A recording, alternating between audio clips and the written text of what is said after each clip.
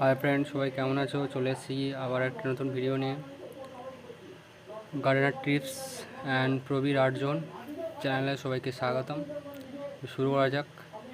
এই যে আমার যে গাছটা দেখা পাচ্ছে, এটা হচ্ছে আমলকি গাছ। এর আগে দিয়েছিলাম রিভিউ। তো ছোট্ট টবে দেখুন, দুটো চারটে পাঁচটা ফল হয়েছে। এই গাছটাতে 12টা ফল দাঁড়িয়েছিল, আমি ফল কেটে ফেলে দিয়েছি। এই ফলগুলো রেখে দিয়েছি।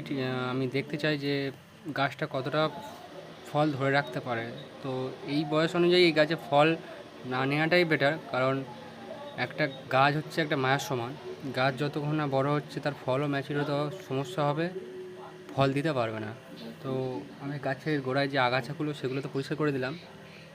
গাছের মাটি তৈরি করার ক্ষেত্রে নর্মাল বেলে দেওয়া মাটি, ভার্মি কম্পোস্ট ও গোবর সার মিশিয়ে মাটিটা তৈরি করা আছে। তার সাথে তোমাদেরকে আরেকটা জিনিস দেখাবো, আমার বাগানে গোলাপ গাছ। তো গোলাপ গাছটা দেখাচ্ছি, একটা সাদা গোলাপ আছে।